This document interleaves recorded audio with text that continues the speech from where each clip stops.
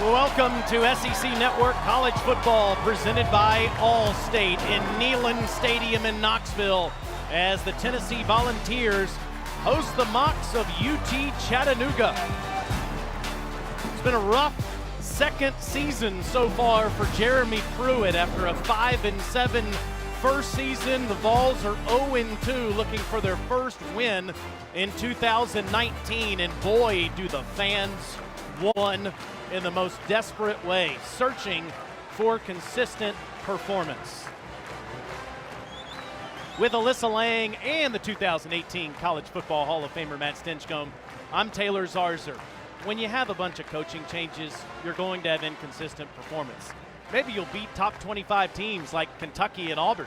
Vols did that last year, but then you'll lose to Vandy, lose to Georgia State, and have a heartbreaking loss to BYU. Yeah, right now, this program is just starved for something positive, and that something positive isn't a box score, it's not good-looking stats, it's a victory. And at this point, they'll take it in any form or fashion.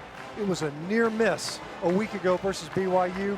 Took 2 overtimes. They thought they had a win secured, and they were allowed it to slip away.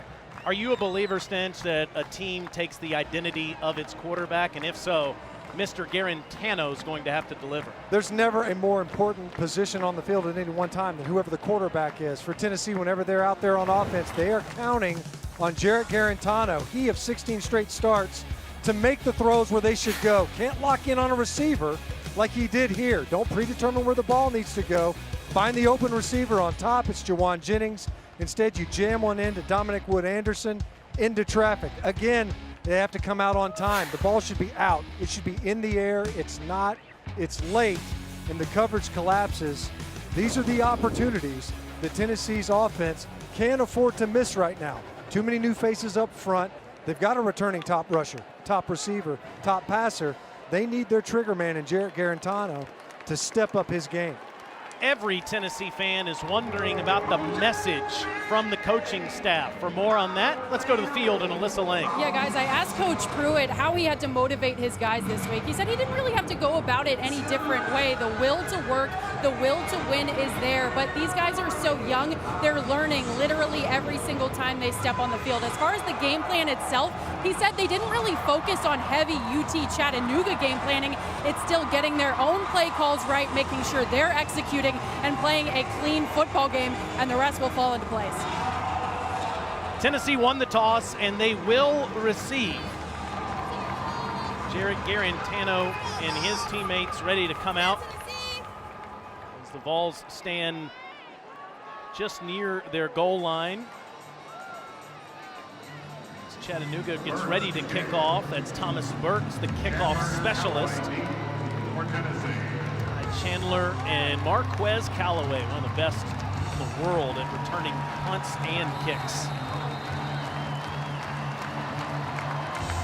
In-state rivalry that goes all the way back to the early 20th century. It's the 43rd meeting. UT leads it 38-2 to 2. It'll be fielded by Chandler at the 1. And Ty's got breathing room in the middle of the field. And he's tripped up near the 40-yard line. That is a return of almost 60 yards.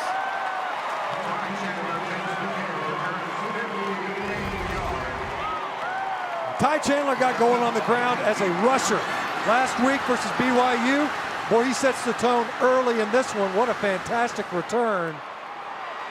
Hits it right up the middle of the field and gives his offense excellent starting field position. There is no better start to a game than with a fantastic kick return. Yes, that's just 58 yards. That's a career long for the junior from Nashville. So Garantano takes the snap from Brandon Kennedy at the 41 of the Mocs, and he's going to load up on the first play. One-on-one, it's almost picked off. He was looking for Callaway, but great defense down there by Jordan Jones and Aaron Floyd. You see Jarrett Garantano, son of James Garantano, a pretty accomplished Hall of Fame wide receiver at Rutgers, already graduated. Psychology major. Has been focusing on his studies, spent a lot of time with some guys that I think ball fans will recognize at the Manning Academy with Peyton Manning a season ago. Inside handoff, and Straight ahead running for Tim Jordan, and Jordan gets near a first down. It's a pickup of 9. It'll be 3rd and short. That offensive line has used 10 different offensive linemen this year, Stinch. And the best one is a guy in Trey Smith. They've had to change his practice schedule, and they've engineered around that, how and when they practice, to get him more reps with his line mates. 3rd different offensive lineup to start this game. Eric Gray, the deep back, on a 3rd and 1, and the pitch to him. First down run for the true freshman inside the 25. This is a run concept that Tennessee does very well. And this is something that I expect will end up being their rushing identity. They get kind of a pin and pull effect at left tackle, true left tackle, Wanye Morris leading a true freshman in Eric Gray getting upfield. Nice blocking at tight end. That could be a calling card of the Tennessee offense for the balance of the season. Austin Pope was that tight end. Running behind Garantano now. Tim Jordan in the backfield will follow Pope, and he gets past the 20-yard line. Smash mouth power football that Tennessee is showing on these last couple of plays. A lot of zone concepts up front, running at this Mox defense. They've got playmakers on their side. Rashawn Freeman, a guy that's going to line up all over the field for them and their defensive set. They expect him to be a force player, especially on some of the outside zone runs that Tennessee's enjoyed success with so far this season. It's 2nd and 6. In the red zone. It's Chandler. Already, Revol's using 3 different tailbacks on the first drive, and he plows forward for another first down. Running behind that reconfigured right side of the offensive front. Big Darnell Wright. True freshman at right guard. They slid him inside, thought that he might fit better. Kayron Calvert goes out to right tackle. Things were moving a little too quickly for him. That time, fantastic inside push in the ground game. And you saw in that graphic, Kennedy, the only guy that started all 3 games. They've had 9 different starters on that line, as it's Chandler again. Pay dirt! Touchdown, Tennessee!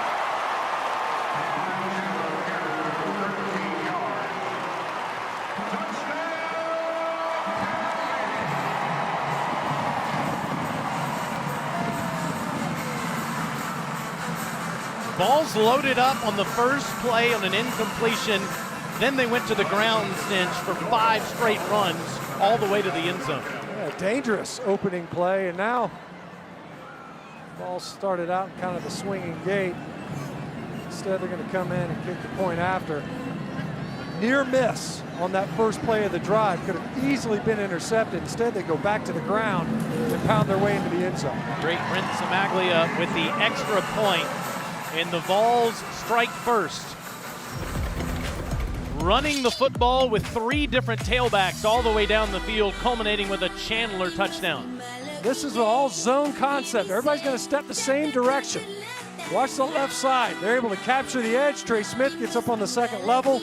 Good job by Callaway coming in, getting a block on the safety. And Ty Chandler did the rest.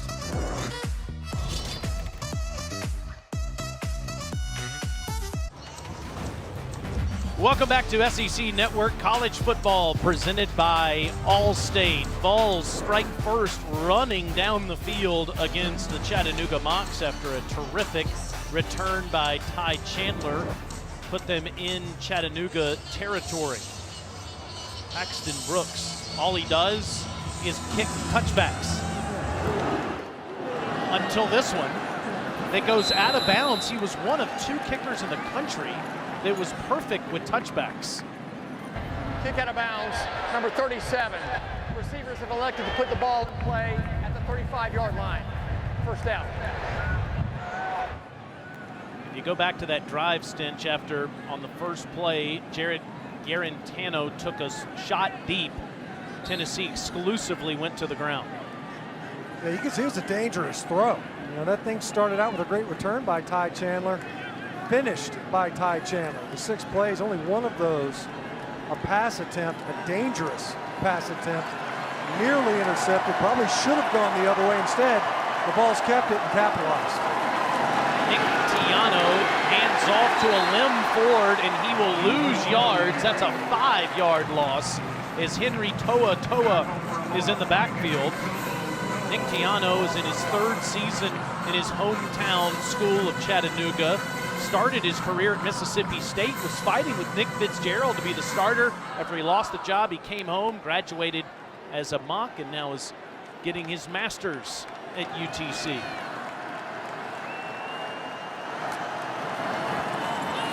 Second and 15, Tiano, strike is completed to Chris James, his former backup, who switched to tight end. It'll be 3rd and 5. Look who's back at linebacker today for Tennessee. Has led the Vols the previous 2 seasons in tackles. Hadn't been able to play, a lower leg injury. You see there a knee issue, and they're able to get him back into the lineup. Was in on that last play in coverage. A much needed boost to the defensive side of the football and some stability that they need, some veteran presence in the middle of their defensive formation. Standing next to that true freshman, Toa, who had the tackle for loss on the first play. On the 3rd and 5, it's batted down, and it's the true freshman again. Boy, this guy from Sacramento, California, has been sensational in his first 3 games. He's got excellent awareness. He's going to slide right where Nick Tiano's eyes want to take him, and does a great job of getting his hands up.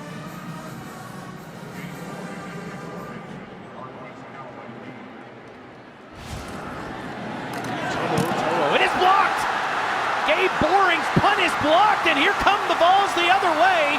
That's a touchdown. Romello Edwards blocked the kick, and the Vols score again. Make that Brandon Johnson. That's the backup wide receiver. A 24-yard return for a touchdown.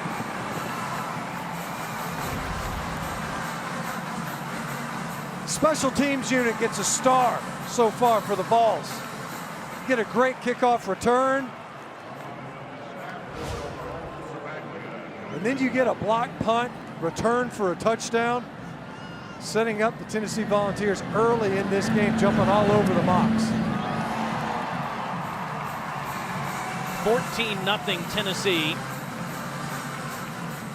As you see Brandon Johnson recovering that kick after it was blocked by Jay Shoup, the defensive back, into the game, and special teams showing off for Tennessee.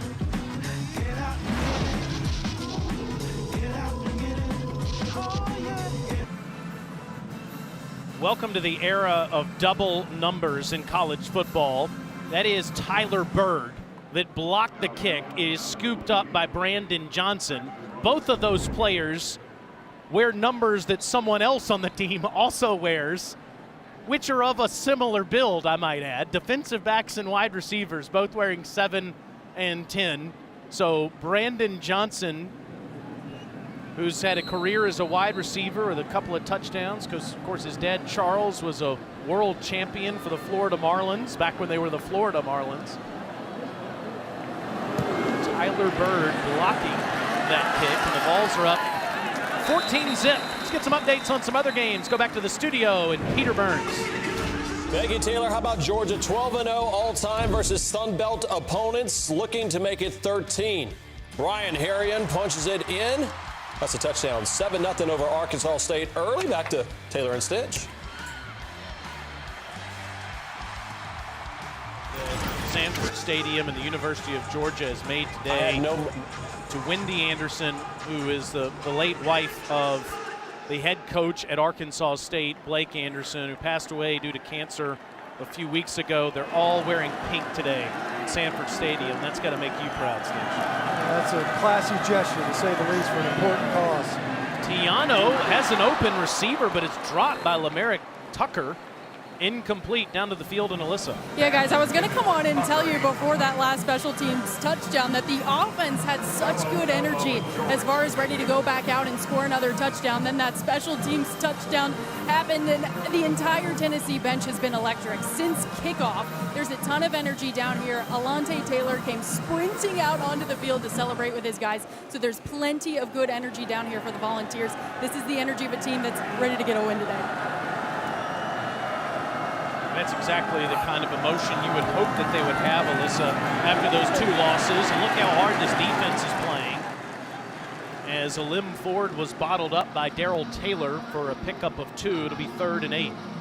Well, the Mocs are going to have their hands full defensively because there's no doubt this is a unit that feels like they've got their backs against the wall. Jeremy Pruitt said he wanted to be more aggressive than he was in week 1.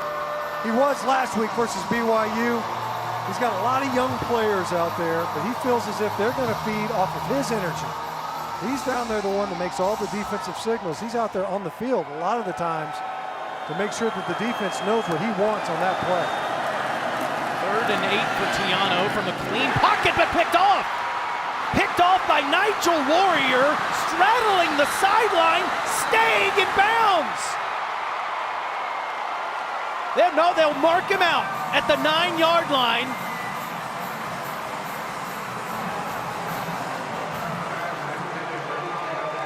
We have an official that's standing at the 11-yard line. We have one official that marked touchdown. We have another that's standing at the 11. Yes, okay, so ball at the 11-yard line. They say that's where Warrior stepped out. Nigel Warrior, he's starting out right here at safety. Now watch, he's going to have eyes in the offensive backfield the entire time. He's watching Tiano. Where's he going? As soon as he sees, breaks his eyes to the outside, sees and locates the receiver, the intended target, and you see his foot. Right? Yeah, just before he makes that jump. A great play with the pick, athletic return, but just shy of the end zone. That was his first interception of the season. And they're going to take another look at this, but they're going to see it clearly, like you just described, that left foot at the 11-yard line. So the previous play is under review. it's a good call by the officials there. Well, they got it right on the field. Makes sense to want to take a look, make sure you get it right, but great job by Nigel Warrior. And we were talking about how engaged Jeremy Pruitt is on game day. A lot of these defensive-minded coaches. So they're coaching up his defense right before this snap, and they may be looking at is to see if Nigel Warrior stepped out of bounds a little bit earlier, before the one that we show you before. Is he out right there? Clearly, his left foot is out of bounds, which looks to be the correct spot as to where they've got the ball now. Right there on the 11-yard line, as you noted, Taylor. Said his mother, Tangi, has been so helpful through this experience the last couple of weeks, confides in her. She's watched more football than just about anyone. It'll be first down Tennessee at that spot. Yeah, check that, 16-yard line. And on that replay, Stinch, we did see that a defensive or a wide receiver for Chattanooga was blocking our view. And they say right here when he goes to jump, right there on the 16-yard line. Good job by the officials on the field. Got it right the first crack at it. Ty Chandler, after his 13-yard touchdown in the game, straight at the Mocs, and he runs up to the 12-yard line. Attitude runs, downhill runs. Talking with Jim Chaney yesterday, the offensive coordinator, he's always been more of a tight zone guy. He said that it seems as if what he's felt so far this season, maybe they're more of a stretch outside zone team, but you have to be able to get that downhill attitude established. We've seen a couple of nice inside runs, allowing that right side of the offensive front to come out of their stance and get some movement at the point of attack. Now the toss to Chandler, going right at the Mocs behind the left side of the line, and Devontae Maxwell for Chattanooga met Chandler there, nothing doing, third down. Yeah, they've seen it enough. They like to run that toss out of the bunch formation. They like to get the angles, get down blocks at the point of attack, and you're able to pull your tackle. The Vols picked up some positive yards last time. That time very well defended by the Mocs. 7 straight runs for Tennessee after Garantano took the shot on the first play. Does he throw the football here?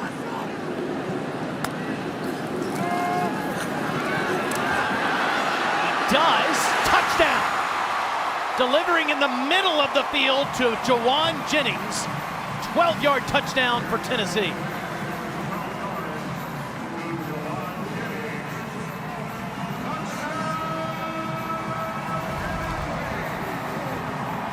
Garantano had excellent protection, only a 3-man rush, plenty of time.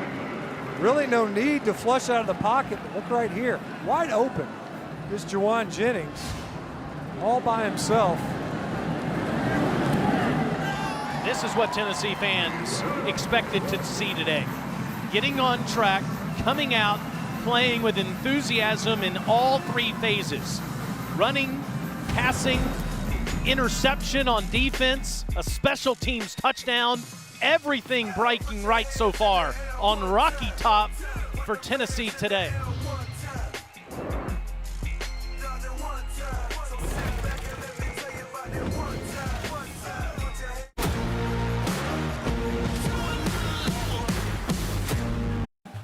SEC Network Football is presented by Allstate, reminding you that football season is mayhem. How about some of our crew? I see Andy, I see Danny, I see Grant in there. Jamie, one of the best photographers in the world, all doing some hiking here in the Smoky Mountains yesterday, enjoying beautiful Knoxville. A little hot. Well, they're in the mountains, so it's a good 10 to 15 degrees cool, says the Chamber of Commerce. Austin Brooks' kick is a touchback. Tennessee hasn't had any problem getting going as they've been outscoring opponents 42-10 in the first quarter this season. Ty Chandler had the 58-yard kickoff today to start the game and then scored on the first drive. They had the blocked punt. And then Juwan Jennings, that's his 4th touchdown catch of the season, tying the lead in the Southeastern Conference. It also was Juwan's 99th catch of his career. But UT's been doing this the first few weeks. Key for Jeremy Pruitt's team is to put 60 minutes together. Find a way to sustain the way you open up some of these games. Defensively, they've already been able to get a stop, something that they've struggled to do at times at the beginning of half this season. Tiano, RPO, incomplete to Lamerick Tucker. Rusty Wright is a Chattanooga Mock alum, played in the TO era in the early 90s. This is his first season back as the head coach. Last year, he was the linebackers coach at Georgia State. Yep, that's probably got a lot more significance. Maybe a little too soon for that reference. Tennessee so far acquitting themselves well. This is Rusty's bunch early in this game. The challenge has been, and we've seen this, is Tiano trying to make adjustments at the line of scrimmage, getting positive yardage plays early in these possessions for the Mocs. In the 2nd and 10, it's a quick strike, and that's incomplete to Tucker. Boy, he's gone to Tucker 3 times now. It's been unable to convert as Warren Burrell was there in coverage. It's 3rd down. A couple of targets in a row, trying to get the ball to Lamerick Tucker, a guy that the coaches felt very comfortable about at wide receiver and challenging the true freshman in Warren Burrell. Talking with the Tennessee coaching staff, they are high on Burrell. Bright future, obviously a lot of football left to be played in front of his days, but you look back to a season ago, Trayvon Flowers, Lante Taylor starting as true freshmen. Now add Warren Burrell to that list. 10 true freshmen have already played for Tennessee this season. 3rd and 10, it's an inside handoff to Ford. And he's short of the yard to gain. Latrell Bumpus, who's had a good start to the season, the former tight end, on the tackle. Tennessee could have a new quarterback coming into the game on the next drive. I'll tell you more about that in just a second. Colin Brewer will punt. Marquez Callaway, best in the country, standing at his own 30-yard line. First one was blocked, and this one was partially blocked. Gets a nice Chattanooga roll, though, and it goes inside the 30 as UT got a hand on that. Again, 43-yard punt. Jay Shute might have gotten a hand on that. This is Brian Maurer, the true freshman from Ocala, Florida. Now, Jeremy Pruitt said he would go to another quarterback on the 3rd series. Felt it was important to get them some game action and said he wished he would have done it a couple weeks ago. Well, it never afforded the opportunity given the game circumstance. Maurer's a guy that's incredibly fast. They mentioned that numerous times. An elusive guy, not scared to pull the trigger. Ray, the true freshman back there, so a couple of teenagers in the backfield for UT, and Gray is met at the 26-yard line in second down. Maurer is from Ocala, Florida, Westport High School. Coach Pruitt said he's got two guys that he's watching closely. JT Shrout is the other, who was warming up, taking equal amount of the twos with Maurer in warm-ups. Said Shrout is more of a pocket passer and Maurer's more of an athletic option. So he stands alone in his backfield on a 2nd and 10.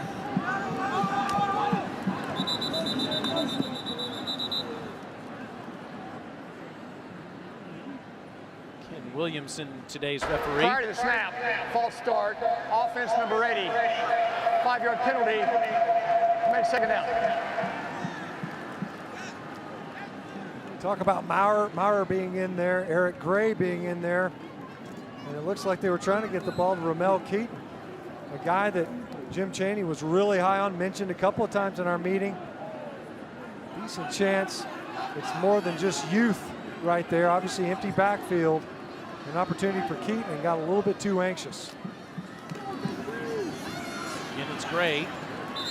He falls forward near the original line of scrimmage, so it'll be 3rd and long for the Vols. Joe Burrow on fire. Quarterback for LSU as the 4th-ranked Tigers have Northwestern State tonight in Baton Rouge. Coach Ed Ogeron's alma mater, former defensive lineman at Northwestern State. On a 3rd and 10, they got behind in the sticks with the penalty. But keep in mind, you've now got a legit run threat, and very easily could end up tucking and running were things to break down. When you've got a true freshman out there, that's not a bad play.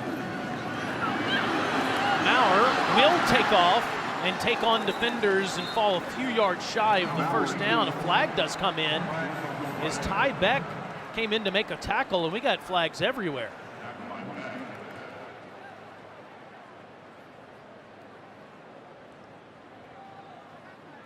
Yeah, they're going to get Trey Smith for pile picking right here. You got defenders kind of standing around the pile. Offensive linemen come in there to clean them up. Trey Smith was talking about wanting to play with that edge, and he does. He is an excellent football player. He's not a dirty football player, but this is very much a penalty. After the play was over, unsportsmanlike conduct, offense number 73. The penalty is 15 yards from being forced to end the run. The down counts. It's 4th down. Yeah. That's number 73's first unsportsmanlike conduct foul of the day. You know, and this is a guy, yeah, he's happy to be out on the field. And a good kid. That's a bonehead play. You just don't make that play. Frustrated. You tell he's a little bit frustrated with his play, even in meeting with him yesterday. You can't be running down there pile picking. It's an easy call for the official. Number 73, even with his limited ability to participate in some of the things in practice during the week, still one of the best players on the field on every Saturday. But he's better than that decision. Joe Doyle has an average of over 45 yards on the season, punting to Brandon Dowdell. It's a really good one that takes him back near the 26-yard line. More flags on the field as Dowdell gets near midfield.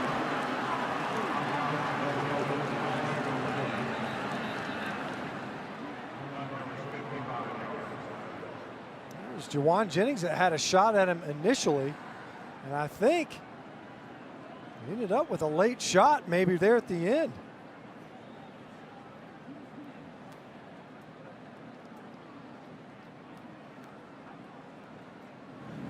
It was punter Joe Doyle who took a shot at him after he was out of bounds.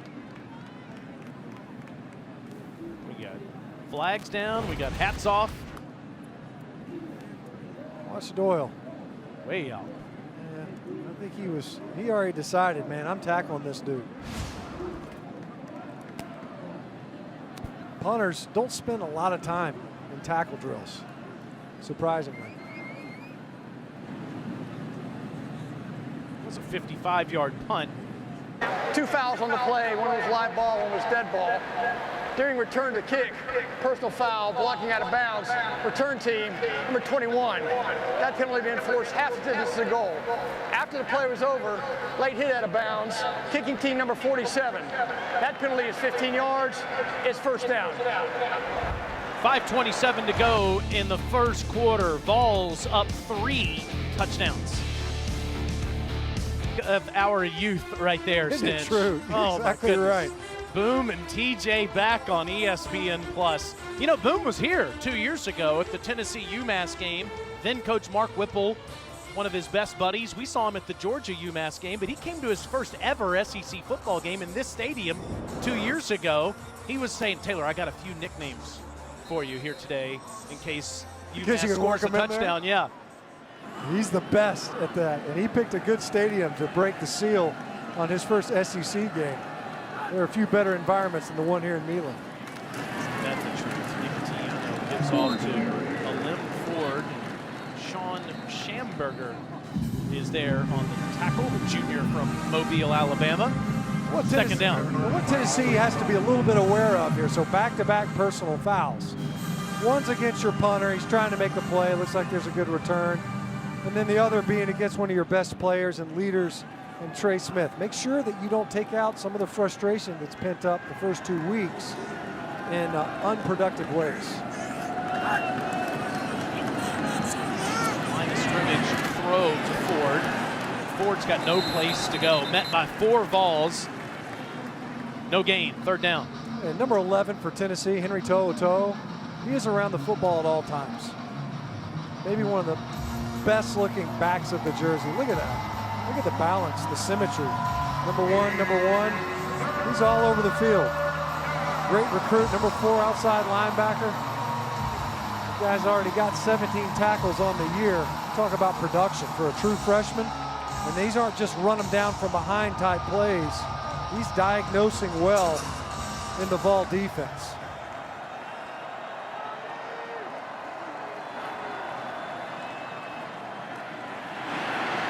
Will take off on a 3rd and 7 and get the first down near the Tennessee sideline.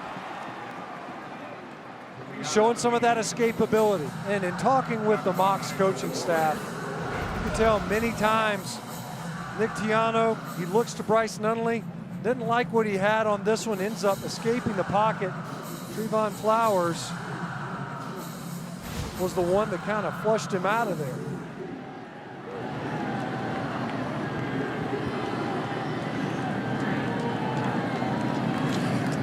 Set. This is Elijah E.B. Token Hanks, senior from Newark, New Jersey, gets up to the 50-yard line. E.B. Token Hanks is a transfer from Albany, an FCS school. The Chattanooga Mocs have 15 players that have transferred in from FBS schools, Tiano included.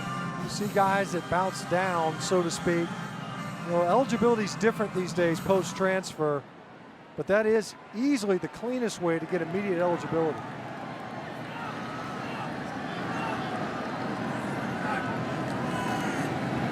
E.B. Token Hanks again, and he is right near a first down as that pile moves forward near the 45-yard line.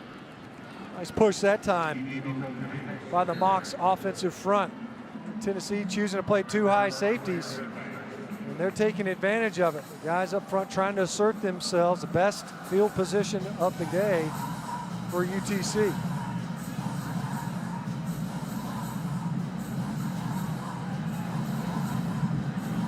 Token Hanks with a couple of 5-yard runs to give the Mocs a first down in Volunteer territory at the 45, and it's Elijah again, and he's got wide open space to run, trying to get the corner, and he's pushed out near the 10-yard line.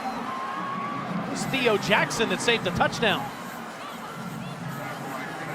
I'm not sure that UT wasn't misaligned on this play. 2 unoccupied gaps to the left side of the UTC offensive front.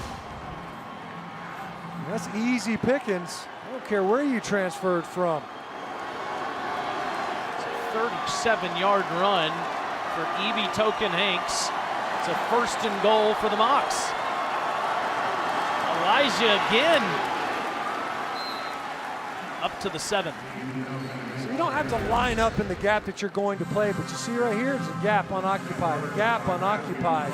You've got a 9 technique out here on the inside of the tight end. That's a lot of running space, just even pre-snap. You get a nice climb up onto the linebacker, and Jeremy Banks, a converted running back from a season ago. That's a clean hole to run into. I think there was misalignment up front pre-snap by the Volunteers. E.B. Token Hanks out of the game. Olim Ford into Spellin.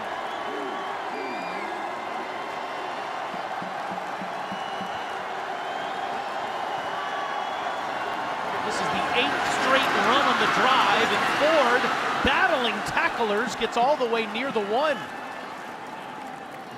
How about that run by Ford? We talk about all these true freshmen on the field. Another true freshman, get behind your pads and keep those legs driving. And right now, UTC challenging this Tennessee defense. As you mentioned, steady diet of runs, downhill runs. And can you bow your neck on a goal line in a 3rd and goal to go situation? You do it a 9th straight time here? I don't know why you'd get away from it.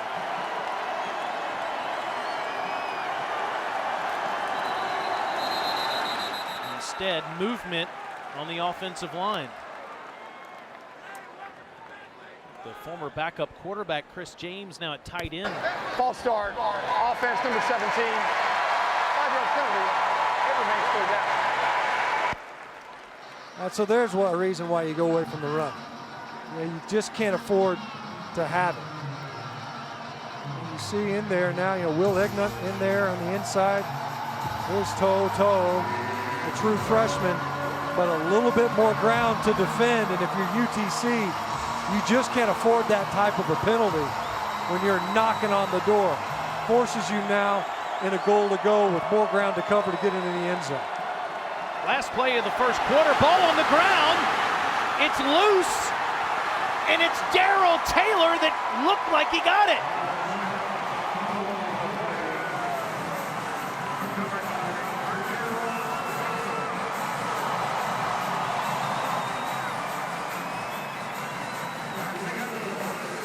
The 5th-year senior from Hopewell, Virginia, Johnny on the spot after a bad snap. All balls in the first.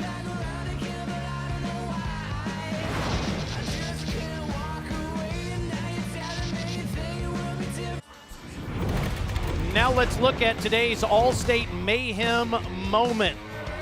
There have been a few. UT special teams, led by Ty Chandler, taking it into Mocs territory. A couple of block punts, both by Tyler Bird.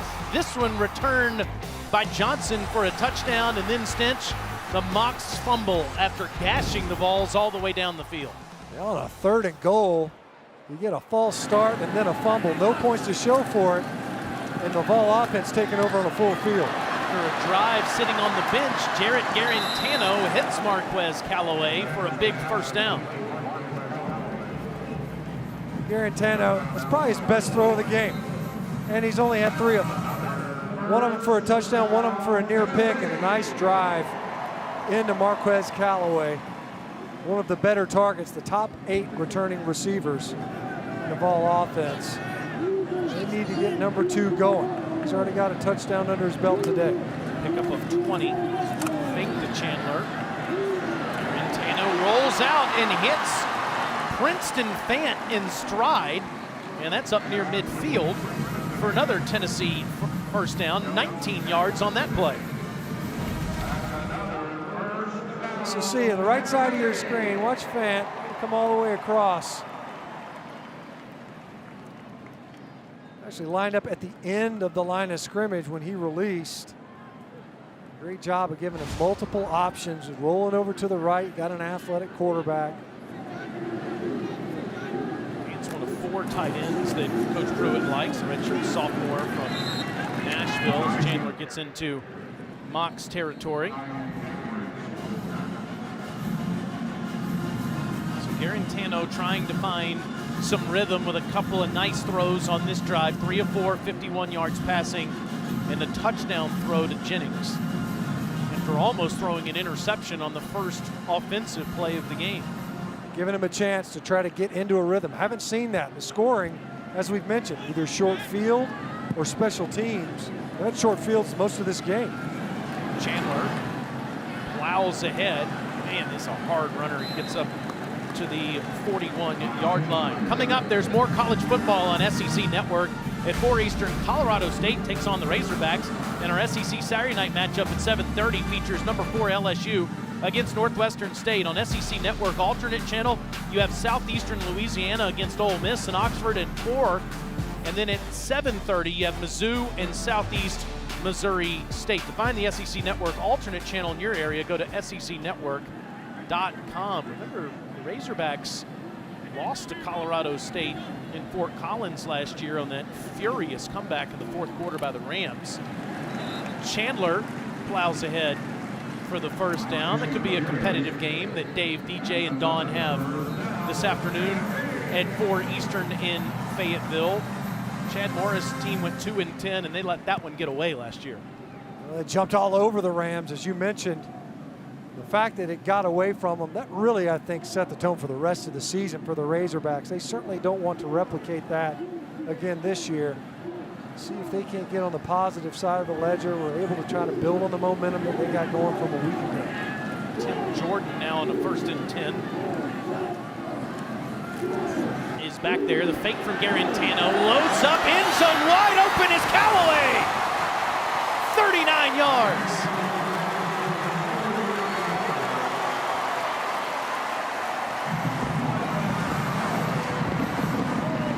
And that's the throw that they wanted Garantano to be able to experience in this game.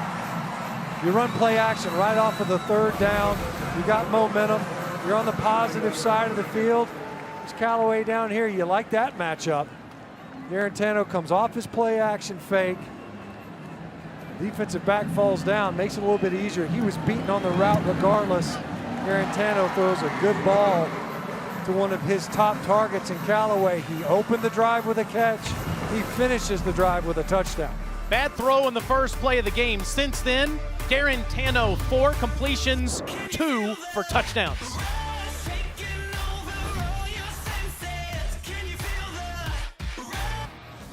Oh, that's the most hypocritical thing that guy's ever said. Burns picks up 5-footers. I put everything out, especially when we're going at each other. I want to get back to K-State, the update PV just gave. How about Chris Kleiman? Guy wins all the national championships with the Bison, and he's off to a good start. The Wildcats in Stark Vegas. Let's look at the Tennessee drive charts so far today, Stinch.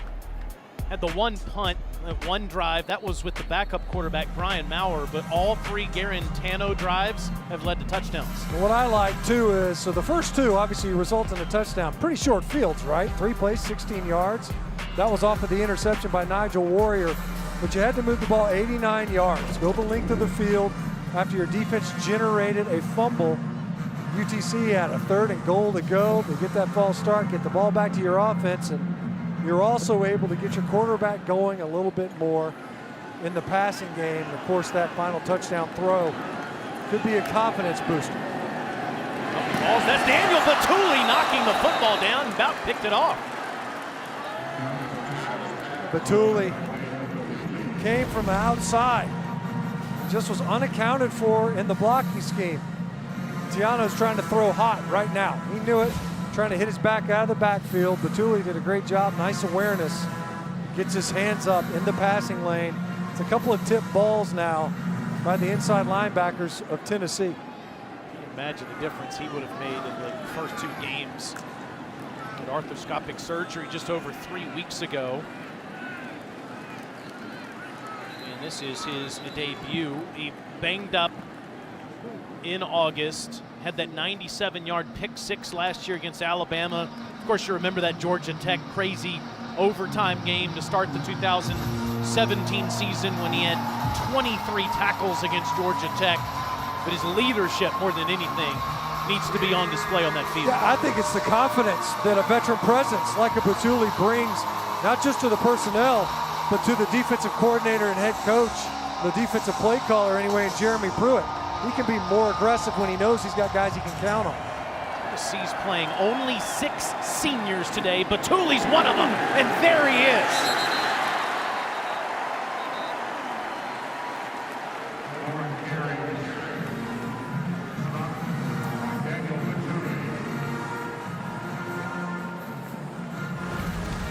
Better make sure you know where 35 is. Well, he's right in the middle of the defense, completely unblocked. You better have somebody on 35. That's going to be a full day's work regardless. But he had a clean run at the ball carrier and stood him up in the hole. So a couple of blocked punts. This one actually gets off without any kind of deflection. Callaway does receive that at the 18-yard line. And Tennessee will start after a 50-yard punt. Daniel Batuli back in the middle of that Tennessee Vol defense. Vols up 4 touchdowns.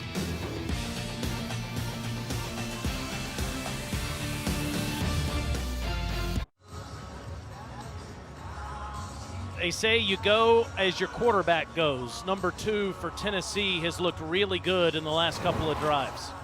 The left footer, he's put it. Only 5 attempts. He's had short fields until that last drive. Done a good job on that final throw, getting it to Marquez Callaway for the touchdown. Took him out of the game on the 3rd series. That was planned.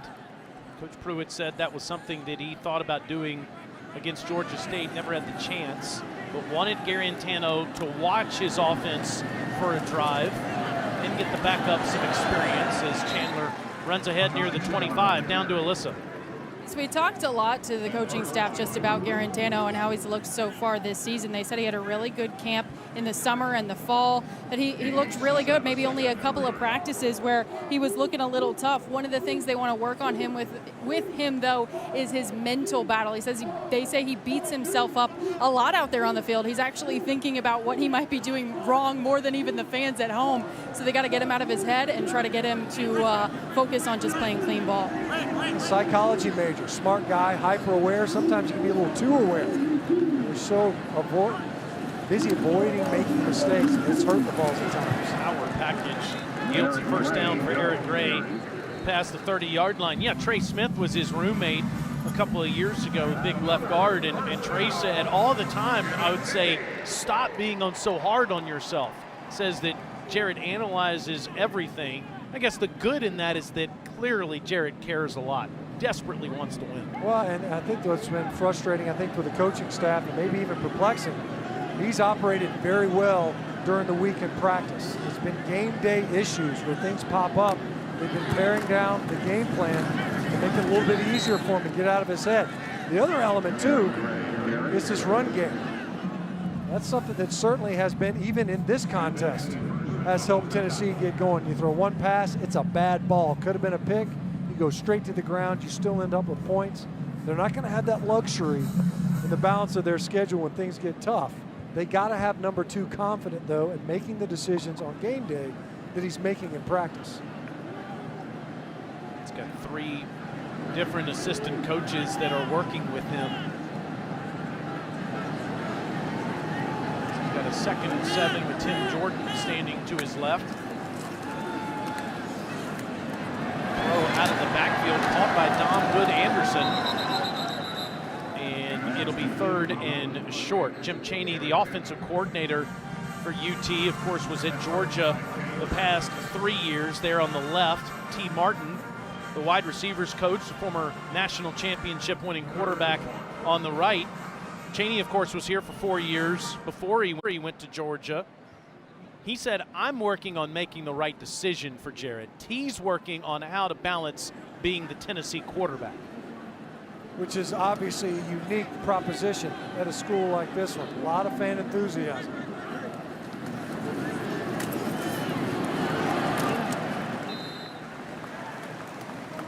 Yeah, guys, you talk about those assistant coaches. One of the coaches on staff, Chris Winkie, the quarterbacks coach, this entire game he's been sitting with all three quarterbacks, making sure that they're going through their progressions correctly after every offensive drive.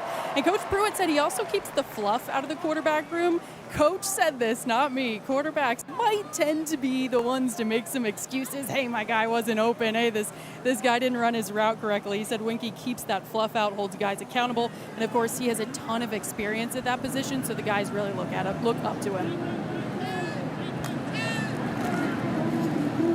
And it's Chandler who will get ahead near the 43-yard line. You don't have any experience with excuse-making for quarterbacks that you've played with, do you?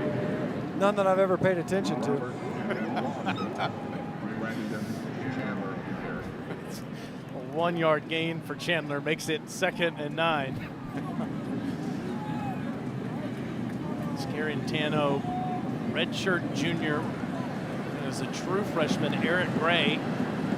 Vols are using a steady diet of 3 different tailbacks on every drive. Garantano eludes the pressure, loads up, and that's a completed ball for a first down. That's Josh Palmer, his 40th catch of his career. That time a nice job by Garantano, buying time with his legs, pressing up in the pocket. Some of the edge pressure, running the arc. He flushes to his throwing arm side, hits Josh Palmer. Does a good job and great concentration, making that reception with your foot in bounds. He's got 6 completions, 6 in a row to 5 different receivers.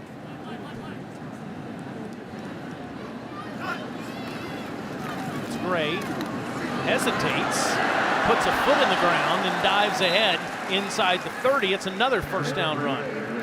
There's a shoe on the field. I wonder if it'll get thrown all the way to the Tennessee sideline. Oh, it turns out it belongs to a UTC Mocs defender. BYU defender threw Garantano's shoe off of the field last week. Right now, getting the ground game going, and you can see why they like Eric Gray. He's got really good vision in traffic. Sticks his foot, gets downhill, and then picks through that defense in the second level.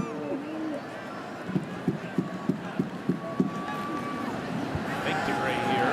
Garantano, middle of the field. It's another Tennessee touchdown. That's Cedric Tillman.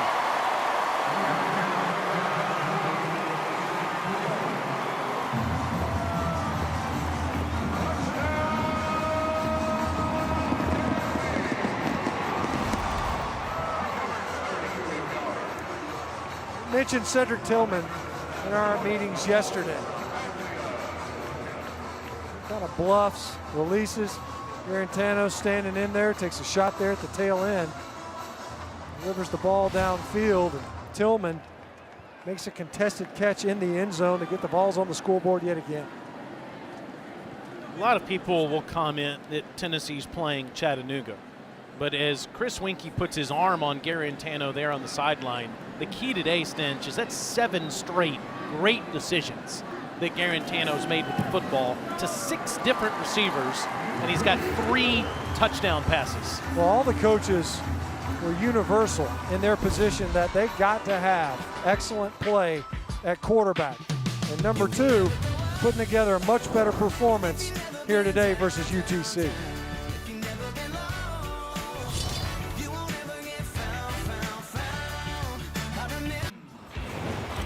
Jarrett Garantano in the second quarter has already set a career high with 3 touchdown passes. Somewhat surprising. You think of the number of starts that he's had, the 3 touchdowns here today, 3 different receivers.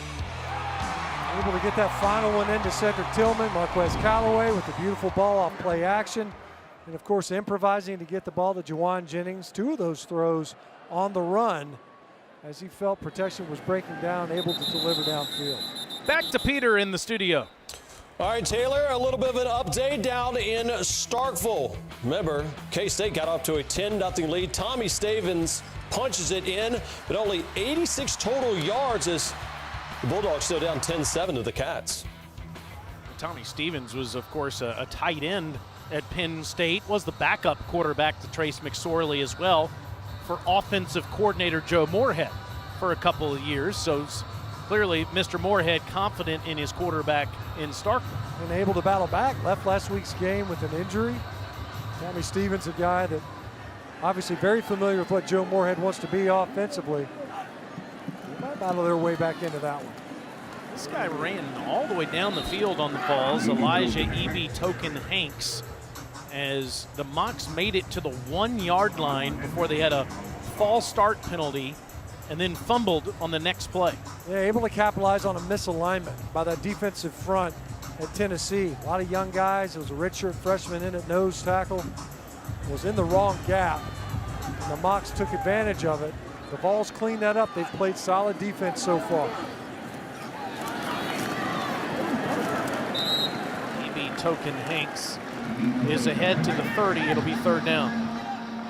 Will Ignant over there making the tackle on the boundary. A guy had to step in. We mentioned Daniel Batuli. Well, as Will Ignant was the one that had to step up. And Nick Tiano, it has been a long day on third downs. 1 for 6 so far. Here's one of his favorite targets right there in the slot. Tennessee was giving up 50% conversion rate on third downs coming into this game. UTC is just 1 of 6. 1 of 7.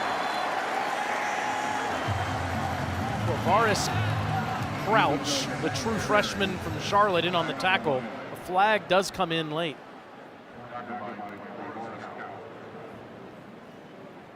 After the play was over, unsportsmanlike conduct, defense number 23. 15-yard penalty for the succeeding spot, automatic first down. That's the... We just got done talking about Will Ignant. And after the play, he's over there. Looks like he popped Malcolm White, right tackle for UTC, in the face mask. Officials aren't going to miss that, especially when it happens. And of course, Jeremy Pruitt's inquiring what precisely was going through your head when you decided to do that. Just can't have it. And so you've had 3 personal fouls in this game now for Tennessee. It's a frustrated team, there's no doubt. But you're playing relatively well. You look at the scoreboard, there's just no place for it. You've got to stay disciplined. Tiano intercepted on the next play. Stepping in front is Jeremy Banks, a former tailback, picks it off. That's another interception for the Volunteers. This is a heck of a play by Jeremy Banks. We talked about him earlier, probably out of his gap in the run game, but he was all over it in the passing game. Another turnover for the Vol defense, and they get another crack at the end zone.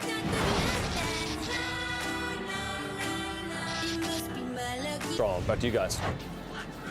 Yeah, good point by CD there. There have been a bunch of different players contributing on offense, and now there's another quarterback in. JT Shrout is in, handing off to Eric Gray. Gray is bottled up after a couple of yards. Shrout's a redshirt freshman from Santa Clarita, California. Big body, 6'3", 213. He is a more pro-style type of a passer, meaning he's a pocket guy. Not one that's going to do a whole lot when things break down. He's looking to deliver the football, a really clean passer. We saw him in pregame. The ball looks good coming out of his hand. See him come out here, and this one is overthrown and intercepted. Picked off. As the Mocs, it could be a roughing the passer penalty, but Jarrell Lawson, the safety there. Personal foul, roughing the passer, defense number 92. 15-yard penalty from the previous spot, automatic first down. Shrout was trying to get the ball to a true freshman, Ramel Keaton. Second target we've seen in this game for Keaton on the over route. Just put too much underneath it. Here's the late hit, though.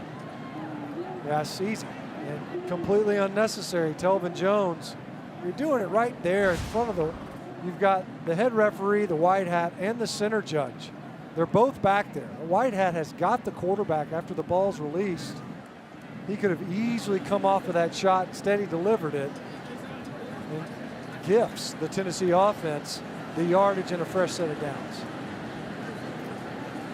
Just got done talking about Shrout as a passer, though. A little too much juice, probably amped up. First action he's seen all season, but negates a turnover for the Mocs defensively.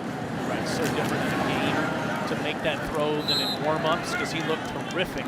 Tim Jordan. Coach Pruitt even looked at you before the game and said, watch this, watch how the ball comes out of this guy's arm. Coach Pruitt was telling us yesterday just how hard it's been to put recruiting classes together. He's so proud of the true freshmen, 10 of which are on the field today, but last year's class, since he got in here just a few days before that first ever signing period, Shrout's one of the few guys he was able to collect in that first class. Yeah, that first class, and of course it was a perfect storm, the first time ever the early signing period in effect. Load up again, and this one he won hops in front of Tillman.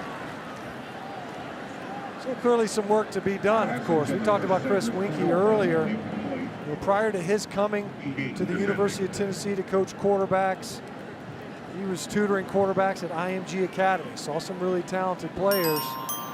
These are technical issues. You see a guy like that, he drops the ball, he's going to the right place with it. He drops it 5 yards short. He airmailed one earlier.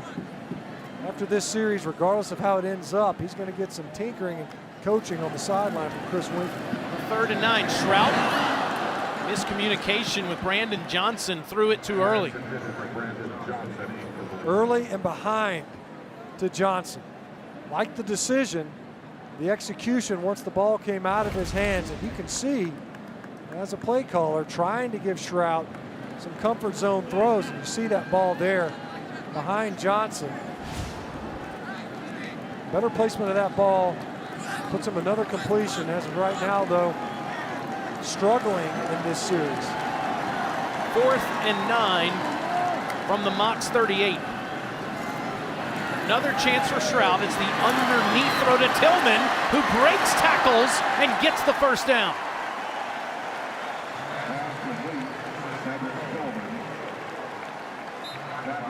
Gave him a nice clean pocket to operate from. Tillman putting together a nice performance. Ball a little bit behind him that time. Nice hands catch and awareness to get upfield.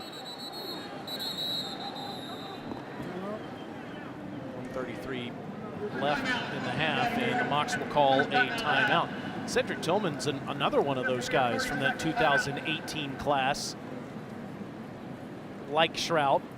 And Tillman was one of the players that was able to play in 4 games last year, but of course still get a red shirt. So he's a red shirt freshman already with a touchdown in the game. Coming up at halftime, you can watch the live performance of the Pride of the Southland on SEC Network Plus.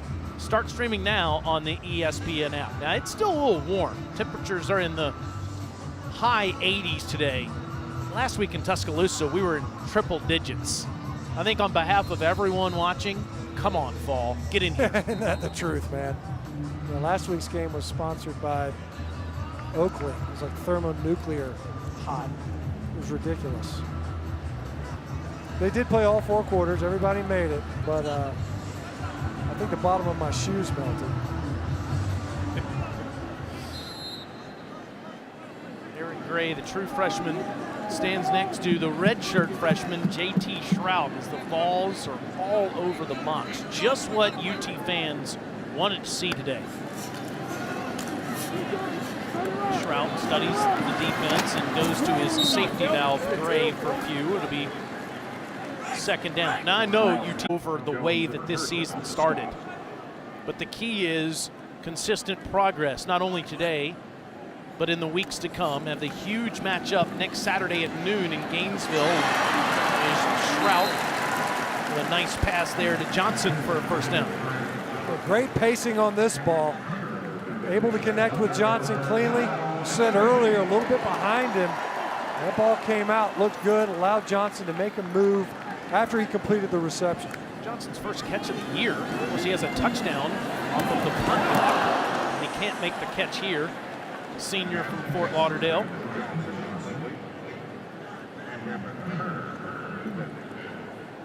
I mean, he absolutely slung that ball. You can see Chris Winkie, he came out onto the field.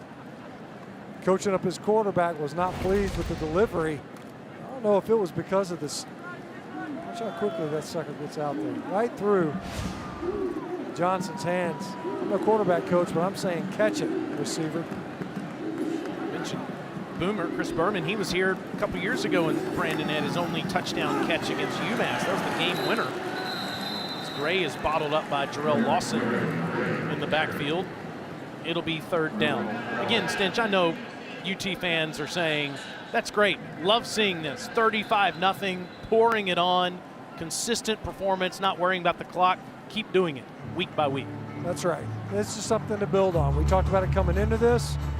You know, what are you looking for? You're looking for something to build on. They played better last week versus BYU. They ran the ball better than they did in week 1. They stopped the run better than they did in week 1. Now they just have to take advantage of the plays.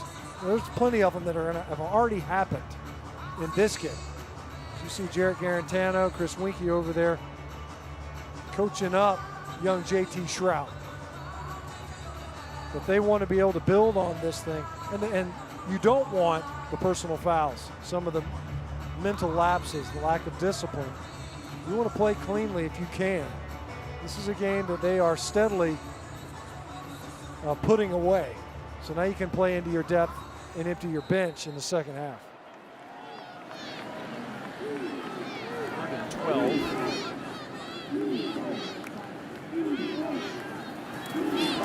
Shrout, incomplete. Looking to go to the end zone there to Austin Pope. It's 4th down. Well, another area where Tennessee wants to be more effective, more efficient, was in the red zone. Albeit with a lot of young guys out there and a backup quarterback. You got a great kicker in Samaglia. They've seen more than they wanted to in the red zone of him. It was Jacob Warren, actually another tight end for Tennessee. That was the intended target. This is a 34-yard kick here for Brent Samaglia, who has made 10 in a row.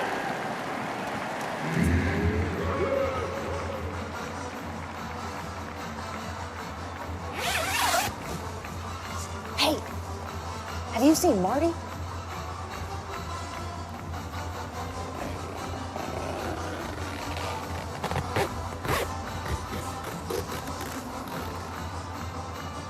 So Samaglia, one of the best in the country, dating back to last season, has made 10 straight, made all 8 this year. One of the more accurate kickers in UT history.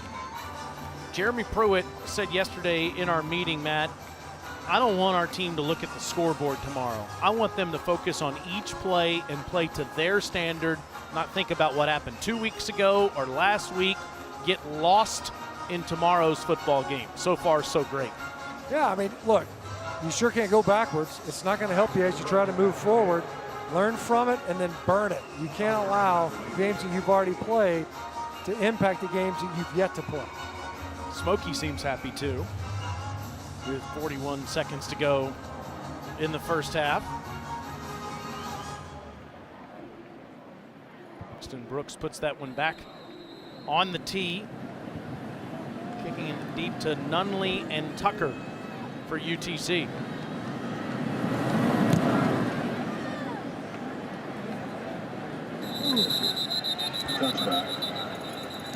Don't forget, every Monday night on the SEC Network, Thinking Out Loud is on at 7 o'clock Eastern Time. Of course, it's always streaming live on the ESPN app. Join Greg McElroy, Marcus Spears, and myself as we talk all things SEC and college football in the craziest way possible. It's always a great time. Monday night, again, that's 7 o'clock, Thinking Out Loud. And guys, the promo that you made for me for TOL last week, it actually made the show. Greg and Marcus were kind of mad that y'all put my face right on top of theirs, but I wasn't mad about it. Well, what we've trying to help ratings. Exactly what we've requested was removing their faces and just putting yours there. I'm fine with that too. Lynn Ford gets a few yards. It'll be 2nd down. And the title is Thinking Out Loud. And if she's not even a part of it, you might have to change the title. There's plenty of loud. I don't know how much thinking's going on. Buddy G-Mac's in Provo today to watch the Trojans and BYU. Of course, he watched BYU last week. And that crazy comeback to beat the Vols here in Knoxville. As Ford is up to the 29-yard line. And as painful as that loss was last year, there was a lot of improvement that the Vols showed in the second game. In the third game, it's been playing to a different standard as they lead Chattanooga 38-0. Jarrett Garantano missed on his first throw and has hit 7 straight, including 3 touchdowns. A nice game for Jarrett Garantano. He's going to have a throw or two that he wants back, but regardless, things heading in the right direction for Tennessee. Alyssa's down there with Jeremy Pruitt. Coach, a couple of clean offensive drives for your quarterback, Jarrett Garantano. How do you evaluate his performance so far? Well, you know, the first play should have been an interception, really, but after that, he's played much better. It's much easier when you get turnovers and get short fields. How did those turnovers and especially the special teams touchdown give your offense a push in the first half? Well, I mean, it's that we've been on the other side the first 2 games. It's good to be on this side. Thanks, Coach. We've reached halftime here in Knoxville. Our score is Tennessee 38, Chattanooga nothing. Let's send it to halftime with Peter Burns, Chris Doring, and Gene Chizik. Welcome back to SEC Network College Football, presented by Allstate. Smokey's happy. Everybody's running into the checkerboards today. Tennessee leading 38-0. Let's see who's winning with style. Brought to you by Belk. Well, it didn't start off great, that's for sure. This is the first offensive play of the game. We thought they'd want to take a shot. Has an opportunity to try to get the ball to Marquez Callaway. There's nowhere to go with this thing. It's well covered. If you're going to throw it, it has to be outside or back shoulder. Later on, though, same receiver, different matchup. And you see the safety inside the hash. That's a ton of space that he has to cover in help. You've got him singled up, one of your favorite targets. Callaway gets a clean release outside. Garantano puts it on him in the end zone. That's the kind of throws that he's going to need to be making. But more than anything else, they want to see him pull the trigger, get the ball downfield. He's had those opportunities before. He hasn't capitalized on them. He almost ruined the opening of this game. It was a bad ball and a bad decision to start the game off. He was able to rally. Only 7 completions, 3 touchdowns. I think the biggest key so far is the fact that Tennessee has played like a team that has no lingering effects from the first 2 weeks. Well, they certainly need a confidence builder. It gets a lot tougher from here.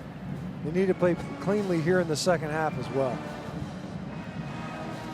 Here's our Capital One rewarding performance.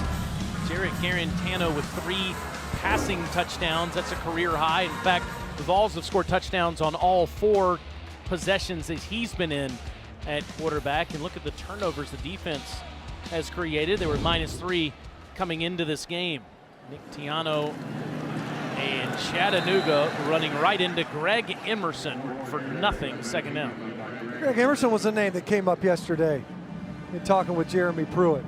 So there's a guy that he's been working hard, he's been grinding.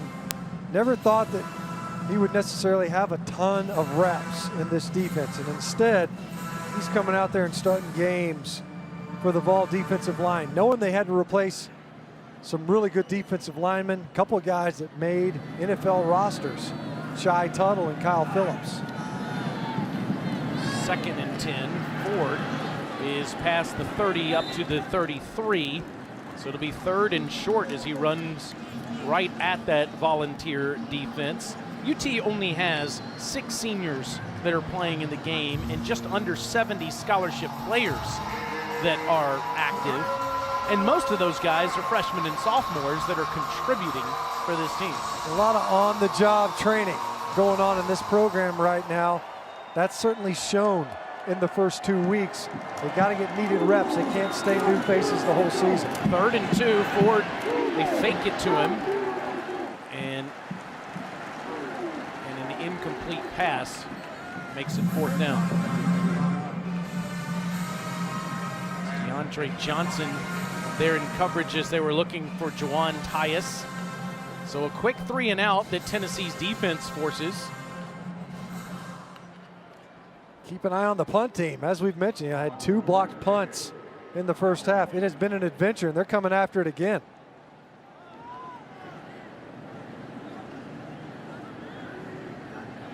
Both blocked by Burden. It's another bad snap, and Brewer's not going to be able to get this one off.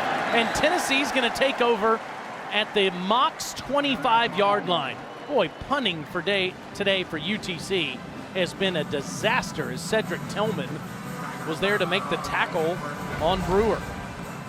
The deep snaps have not been good, and this time had a chance to field it cleanly, did Brewer, although he had to catch that kind of low and away, trying to scramble to his right and get it off, and it just didn't work out. And as we've mentioned, Tennessee been very aggressive the entire game, set up only one return. The rest of the time, they've been coming after the punts. So it's Brian Maurer in at quarterback. Garantano, we'll see if his day is over. Look at Tim Jordan running hard. That guy won't go down. You're 38-0. And this guy breaks about 5 tackles all the way up to the 11-yard line. So pick up a 14. Ugly end to that run. K'Ron Calvert looked like he came up injured a little bit, but this is some tough running by Jordan. Look at the effort that he demonstrates. You see K'Ron Calvert. Looks like he's okay, got up. How would you assess the offensive line play from the Vols today? Well, I'll say this. They've definitely had a concerted effort, and it started on the first offensive possession to get the running game going. Didn't like that first pass. As we've documented, you see K'Ron Calvert coming out, Marcus Tatum coming in. Calvert, of course, getting the start today over Tatum. See Jeremy Pruitt, he wants to check on him, make sure that he's healthy. They felt like those were their best 5. Pruitt saying, hey man, stay close. I'm gonna stick you right back into this game. Marcus Tatum coming in for Calvert, who has to at least sit out one play. It's Jordan again. So hard to bring this guy down as he gets to the 6. And now Calvert's back in. So, you know, who knows? It's definitely not a lower body injury, because by now he would have run it into some significant pain. That's the most running he's probably done the whole game. It was from the far hash. Thank goodness that run was to the left. He didn't have as far to run to get back to the line of scrimmage.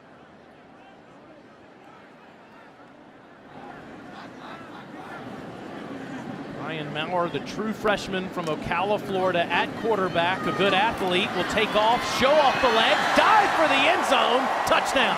First of his career.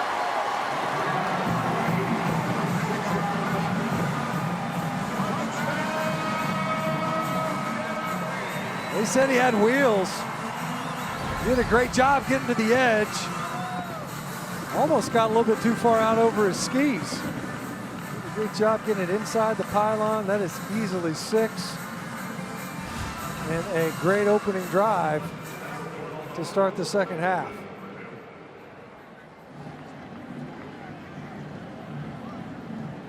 Garantano, clearly the starter for Tennessee, but Coach Pruitt said he wanted to make a point to get Maurer and Shrout some playing time today. No experience behind Garantano coming into this game. Talks to quarterbacks coach Chris Winkie now after finding the end zone for the first time, showing off the legs, all Vols today.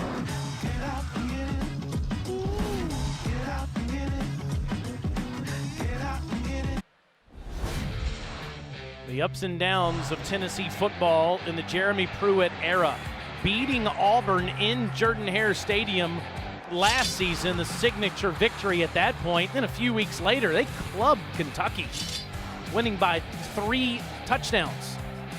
But then fell to Vanderbilt, blown out in Nashville to finish the season. Such a disappointing performance against Georgia State, and then a heartbreaking loss last week to BYU in a game they had on their racket.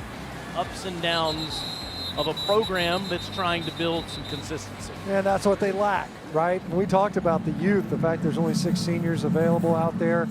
They had some injuries early on, some areas that they flat out just could not absorb. When you look at Jeremy Pruitt's pedigree, that's a pretty sporty one. Hoover High School in Alabama is a power. Alabama, we all know them to be the standard setter for all of college football in the entirety of its landscape. Florida State, national championship winning team. Then you go to Georgia. It wasn't as if he walked into a bare cupboard there. It's a different proposition here at Tennessee. This is different. And you're having to build this not just because you're the head coach. It's the state of the program that you're walking into. I think that's the biggest point as E.B. Token Hanks gets free up to the 40-yard line is Georgia was a team competing to win the East every year. The other examples you just referenced on that bio were all championship level teams. Now you're starting a program over. He's never done this before. It's going to take some time. It's something that really, when you look at Tennessee too, we asked him yesterday, how has the support been? He says it's been fantastic. People understand, I think, the situation on the ground here. Well, that's important, especially in light of the type of start that they've had so far. Garland wrestling EB Token Hanks to the ground, no gain. You see what Tennessee has done by decades. And UT fans have been through these kinds of transitions too often for one of the best fan bases in all of college football. Kind of crazy to think. Chances are they'll finish the decade with a losing record after having a national championship type program in the 90s and into the 2000s. Tiano, nobody home. Third down. The good news is the recruiting class they brought in last year was a top 20 coveted class that the big boys were going after. Georgia, Alabama, Clemson, those programs were recruiting the true freshmen that decided to come to Tennessee. That's right. You got to recruit the guys that the other programs have, and you got to get some of them. You got to get a lot of them. That's why you see so many young players playing early for Tennessee. You also got to stay healthy. That's something else that has eluded them. As you see To'o there on the sidelines for this 3rd and 10. Tiano looking for somebody to get open, almost got it picked off somehow. That was caught by Lamerick Tucker. That's a pretty amazing concentration by Lamerick Tucker. Because the coverage is there. And as you mentioned, Taylor, this ball should go the other. There's 3 balls right there. Watch this pressure at the end. Tiano delivering that football under duress. It was Kenneth George that was diving for the football that almost picked it off. Instead of 15-yard completion into UT territory, and the shovel pass is inside the 40, down near the 37 to Chris James. Tiano's backup at quarterback last year. Tiano takes every snap though, and James went to head coach Rusty Wright and said, I want to play somewhere on this field. He said, go over to tight end. He got his first reception now. Tight end.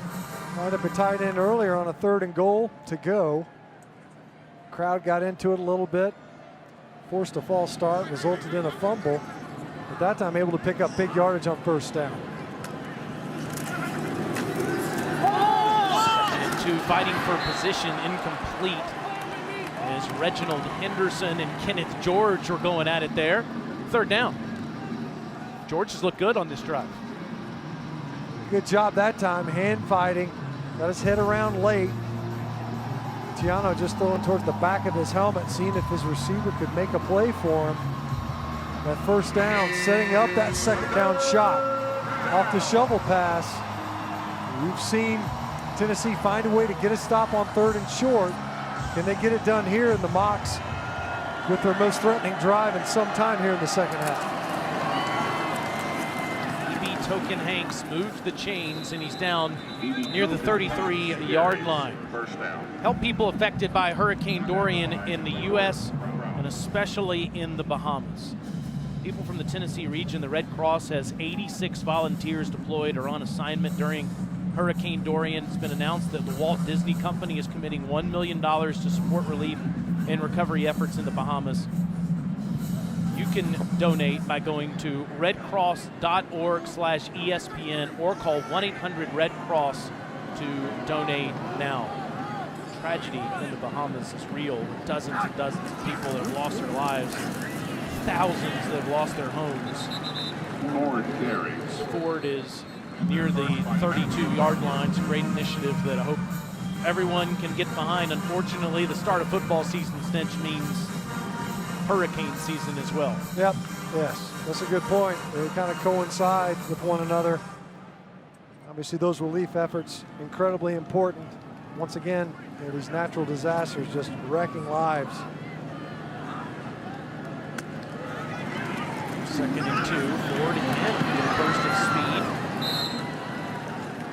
And he is inside the 30 down to the 27-yard line where Shannon Reed makes the tackle. All Vol fans are interested to see what UT can do against Florida coming up next Saturday at noon Eastern time.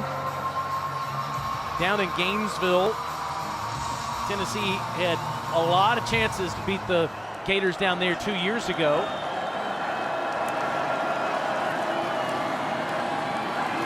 Tiano has all day, finally tries to run for a first down, and he will be stopped by Shannon Reed and a collection of Vols at the 25-yard line. It's 4th down. Great coverage that time. Nowhere to go with the football. Tiano just trying to tuck and run and leave that offense out there. Coach Wright's over there saying, look, it's a 45-point game. What are we kicking field goals for? My offense, let's see if we can extend this drive and get one in the end zone.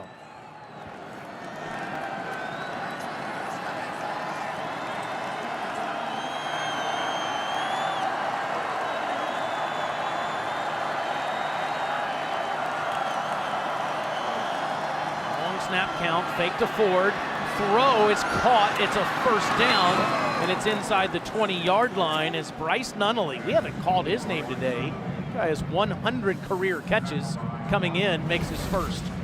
You had to know he's going to get it to him somehow. They brought him in motion.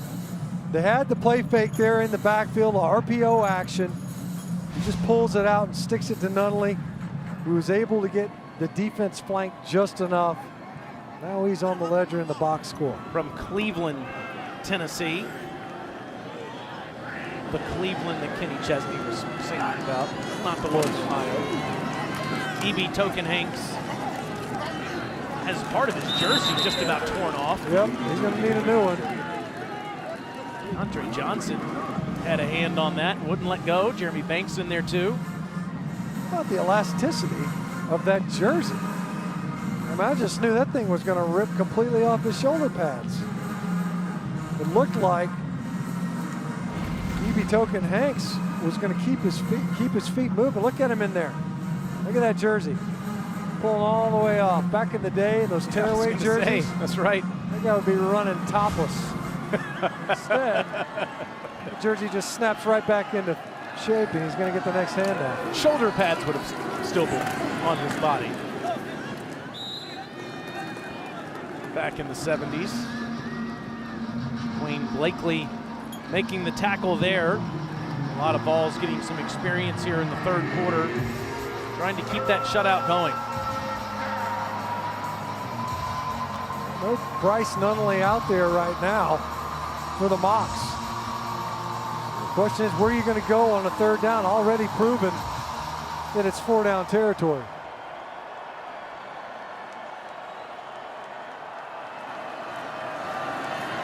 To E.B. Token Hanks, incomplete, trying to throw the slant pass to Juwan Tyus, who was covered up. It's 4th down.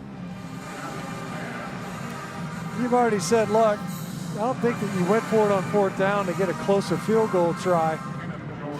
The tone has already been set. The die is cast. We're going for it on 4th down. A little surprised that they didn't run it one more time if you're in 2-down territory right there. As it is, the Mocs going for it yet again on this red zone possession.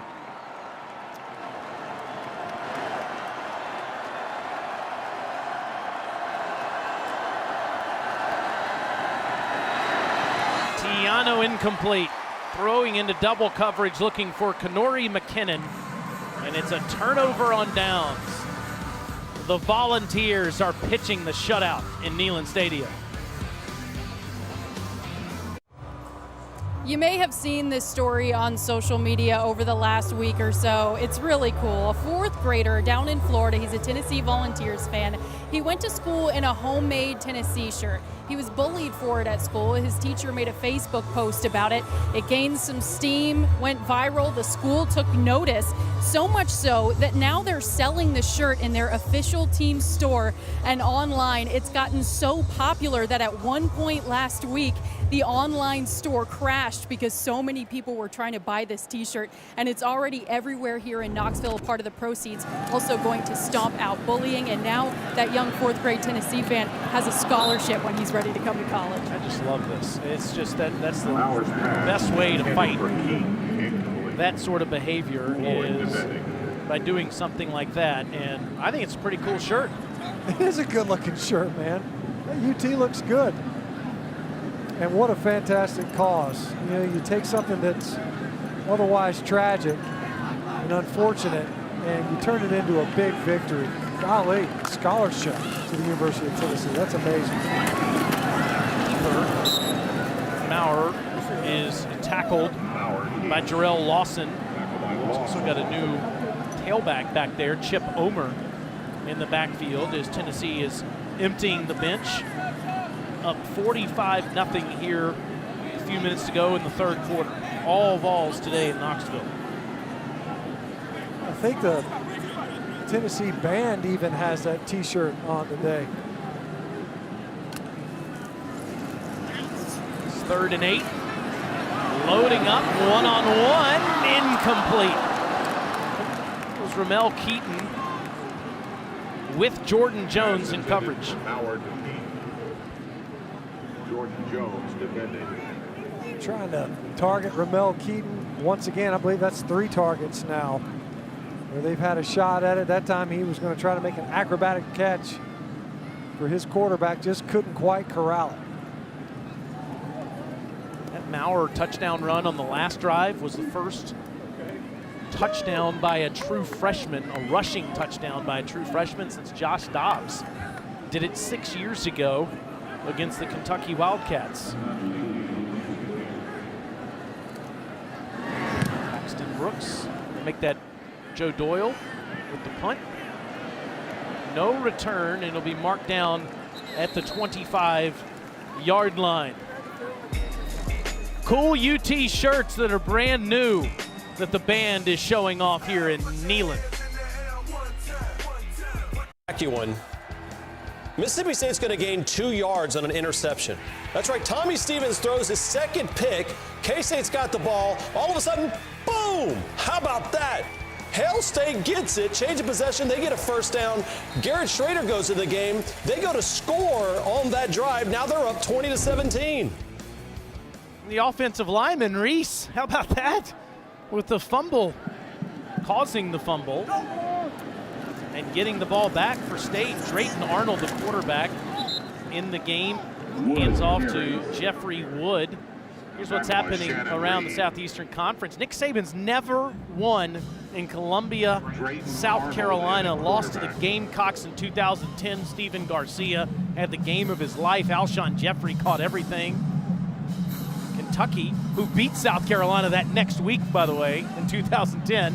Can they make it 2 straight against the Gators? They snapped the losing streak last year in the Swamp, but they haven't won in Lexington since the 1980s.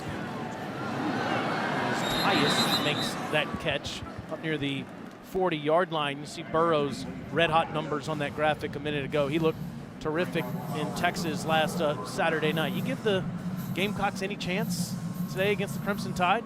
Yeah, hey, look, there's always a chance, right? But it's not a great chance. You're looking at a freshman starter quarterback, Ryan Helinski, played pretty well last week. Got to take into consideration the massive leap in competition that they'll be taking relative to what he faced in his opener as a starter. You know, it's just enough talent for Alabama, too much talent, frankly, given the way South Carolina ended the season. Sawyer Smith, the backup, going against the Gators tonight, and then this guy. Now maybe he's got a shot against the Crimson Tide later in the season if he keeps playing like this. Yeah, a lot of ball between now and then, but I think there's a chance that LSU offense only gets better in the interim. And if that's the case, who knows? LSU might be an offensive football team this year. And if you think that defense is going to have to play a lot better than it did versus Texas, if they do find their sea legs, absolutely they could give the Crimson Tide some static. Arnold intercepted. Just didn't put enough oomph into that throw, and Jeremy Banks has his 2nd pick. When we came here last year, the coaching staff was pretty high on Jeremy Banks as a ball carrier. But that same aggressiveness, that contact-seeking running style, boy, does it translate well to linebacker. And man, he's demonstrating some really good hands. His first pick was a really good one. Look at him just backing up. Look that thing all the way in. Yet another turnover for the Tennessee defense. 2:07 to go in the third quarter. All Vols on Rocky Top.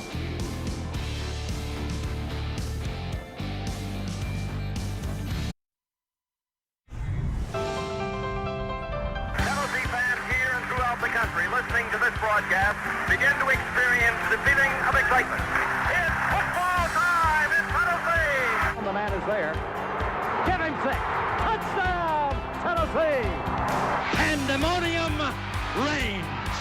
The national champion is clad in big orange. Would listen to that man all day.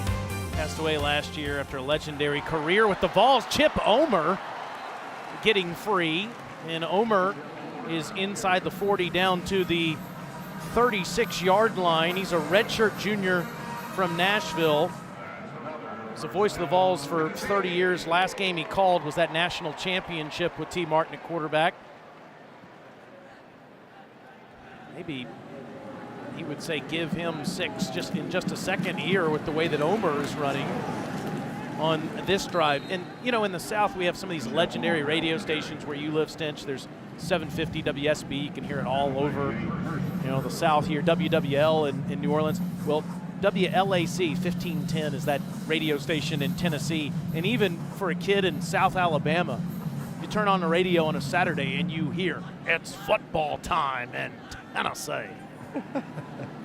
That was pretty good. Fred Orr assumes the tailback responsibilities. And he's to the 31-yard line. So 45-0 as they get ready to play those Gators next week.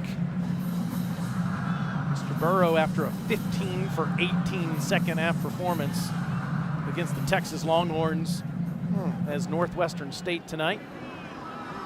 Just the difference in that offense. And Joe Burrow, more than just a gamer, scrappy player. This he's muscled his way into the Heisman conversation. Bobbled around, and eventually Omer did make the catch, but he was out of bounds, so it's 4th down. You think about a season ago, and boy, we saw a lot of LSU football in the regular season finale. And in that game, you know, Joe Burrow was just kind of finding ways to win. Not the case this year. I mean, he has been borderline surgical at quarterback. This new offense, Joe Brady coming over from the New Orleans Saints, and man, has it ignited some of the talent that's on that LSU roster. J.T. Shrout. 4th down throw is incomplete as it goes through the hands of Fred Orr, and UTC will get it back.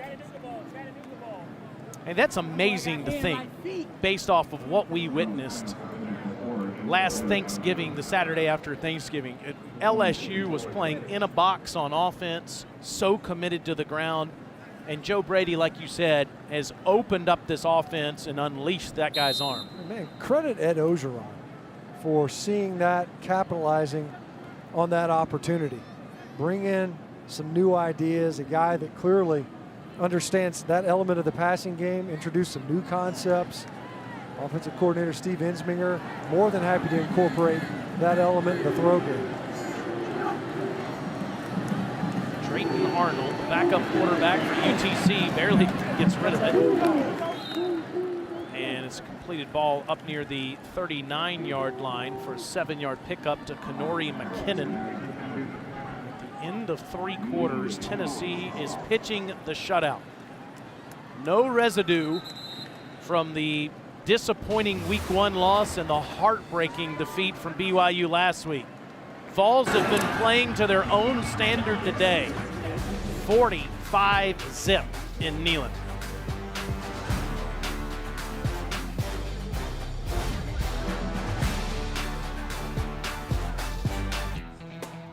Extra Yard for Teachers Week is an annual celebration led by the College Football Playoff Foundation that honors great teachers across the country. To learn more about Extra Yard for Teachers, follow @CFP Extra Yard or search the hashtag Extra Yard Week. Smokey and the Tennessee Spirit Squad visiting Miss Whitney Reed's second grade class this past Wednesday at Christenberry Elementary School. For the fourth quarter on a 2nd and 3, and Arnold across the middle. It's a first down throw. It's caught by Andrew Manning. The Mocs have been shut out by the Vols today. Tennessee's going to win their 16th straight versus an in-state non-conference opponent. Not lost to one of those teams since the Memphis Tigers got them in 1996. And I know from a competitive standpoint, a lot of fans may say this doesn't do a lot for me, but it literally does a lot for all of these other schools. This is the biggest support that UTC gets to its athletic budget. It's huge. You know, in these games, like you mentioned, people aren't going to get that wound up about the matchups. But from a funding standpoint, this is what keeps their programs going. And not just football, but the balance of their programs throughout the athletic departments is a huge revenue event. When you're playing UT Martin or playing Chattanooga or Tennessee Tech, that's doing a lot for college football in the state of Tennessee. Complete pass that sets up a 3rd and 6. It gives opportunity. You got those high school football players. Not all of them are going to play in the SEC. Not all of them are going to play in the Power 5 or even the FBS level. But they love the game, want to keep playing. And so where are they going to go? They got opportunities to play throughout the University of Tennessee system, including places like UT Chattanooga. Mocs have JMU as one of the best teams in the FCS next week.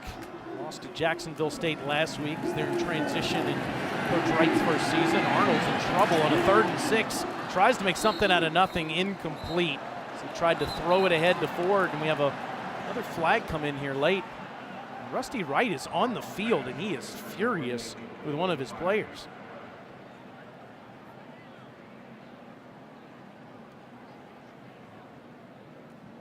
I don't know if it was with. After the play was over, personal foul, late hit, defense number 25.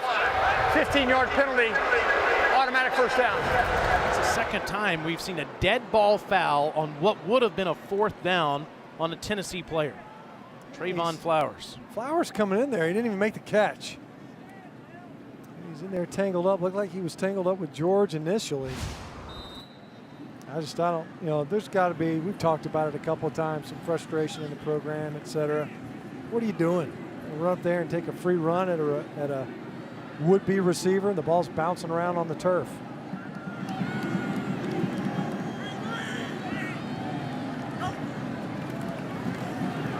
Arnold almost lost the football as it made contact with E.B. Token Hanks' shoulder. 2nd down. You're right. Lucky that he maintained possession that time. Pressure from around the edge. You see this more and more, the awareness of pass rushers. Who needs a sack? Look right there. It wasn't even like he got hatcheted out. He's going to deliver. Knocks the ball out of his own hands.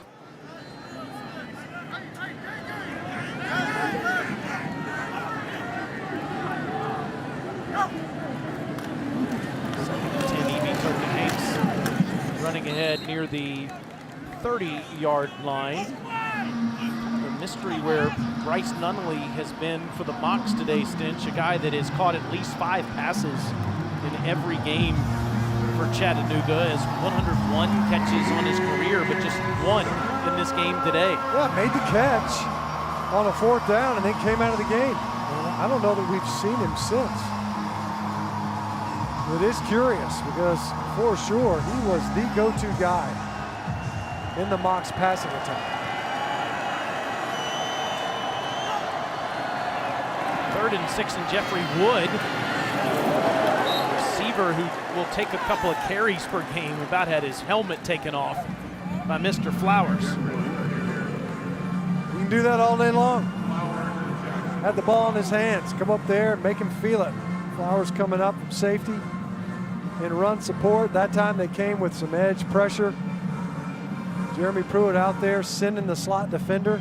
Sometimes when you watch the head coach for Tennessee, when his defense is on the field, it's almost like he's playing video games in 3 dimensions. He's out there talking to those guys. He's sending blitzers. They're looking over to him almost immediately before the snap. Hundley on the bench. Yeah, 4th and 6. Not in the game. And incomplete. Arnold throwing behind his intended target, Andrew Manning. Falls, shutout, intact.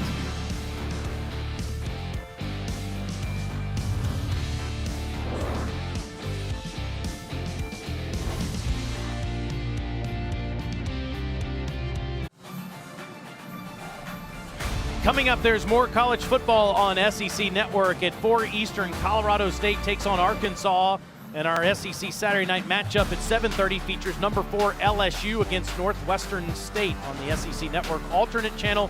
You'll have Southeastern Louisiana and Ole Miss at 4, and Southeast Missouri State and Mizzou play at 7:30. To find the SEC Network alternate channel in your area, go to secnetwork.com.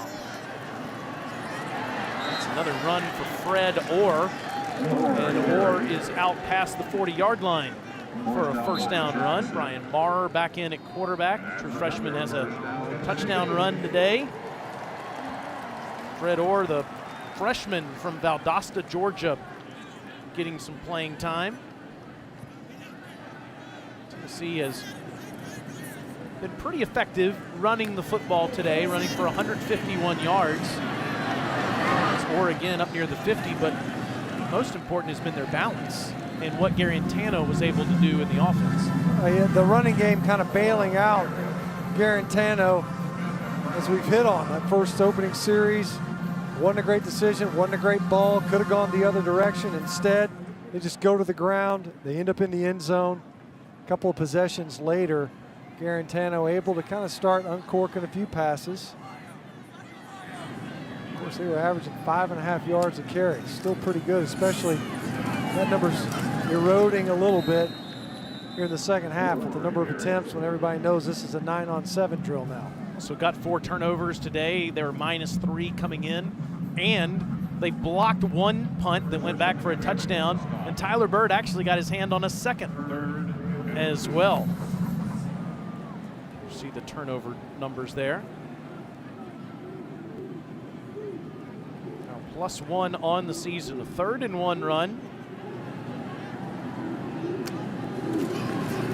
To Maurer, who doesn't give it to Orr and gets past the 50-yard line, but looks like he's a yard short. Let's go down to Alyssa. Guys, one of the things I thought was the most interesting in our meetings yesterday with coaches was them just talking about needing those few older guys they have in starting positions to step up and set the example for younger guys, one of those being offensive lineman Trey Smith. Now, he hasn't been out there for the last couple of drives, but he's been on the sidelines coaching up those young guys on the O-line. He even told us yesterday he's the one that makes sure they keep up the energy, make sure guys are ready to go. He knew today would be a hot game, so keeping those freshmen dialed in was going to be really, really important for him. Orr is not going to make it. It's going to be a turnover on downs. Chattanooga is going to get the football back with a 9:11 left in the football game. Trey Smith and the Volunteers enjoying a 45-0 lead. The Tennessee Vols lead Chattanooga 45-0 in the 4th quarter in a stadium named after a legend. We had a coach who served in both world wars on 2 different continents and ended up having championships after each. There were 6 undefeated seasons in his 3 stints as the Vols coach. F.M. Williams wrote in the Nashville Tennessean, just as he had dominated college football, Neyland dominated final rights for him. His memory kind of casts a shadow over the entire conference, let alone the University of Tennessee. Brigadier General Robert Neyland. As was said so perfectly there, man went and fought in a war, won a couple national championships, went and served as a brigadier general in another, and then won a couple more national championships. Saturdays in the South is just tremendous in its history of the Southeastern Conference. These first 2 episodes we've seen on SEC Network. And this Tuesday night at 9 Eastern, you can catch part 3 of the 8-part documentary on the history of SEC football. Part 3 explores the civil rights movement of the 1960s. And the names bear Archie Richmond Flowers and George Wallace. You can only see Saturdays in the South right here on the SEC Network and the ESPN app. That man that has the statue outside and has the stadium named for him, Matt, he's one of the greatest coaches in college football history, and he owned his era. Yeah, not that it would ever matter to a guy like him, but the statue could never be big enough for a man like General Neyland. I mean, it's just, they did a great job of capturing it, I think. But his accomplishments, they reached way beyond the confines of a football field. But you look at the exploits even there in sports, it's pretty remarkable. The 4-time national champion. And to do that after having served in both world wars is just remarkable. Never, ever lost to Paul Bear Bryant.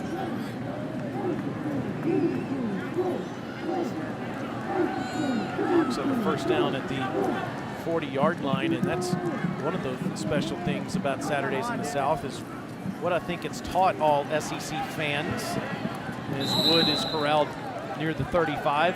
A couple of really cool features about this great state in the first 2 editions. Episode 1 being what Sewanee did in 1899 to win 5 games in 6 days. And then for fans that maybe outside this area of the SEC didn't know about General Neyland, certainly they now do if they watch that. No doubt, and they should know plenty there is to know about General Neyland. And you should get an honorary diploma from Sewanee for mentioning it 2 weeks in a row. Well, my better half is happy when I do that, being a graduate of that great school. Well, Woods, that was a really athletic play at the end of that run. The way he just kind of leaped over the bench, that was impressive, huh? The snap again. Good 170-pound sophomore who's playing in his hometown, Jeffrey Wood.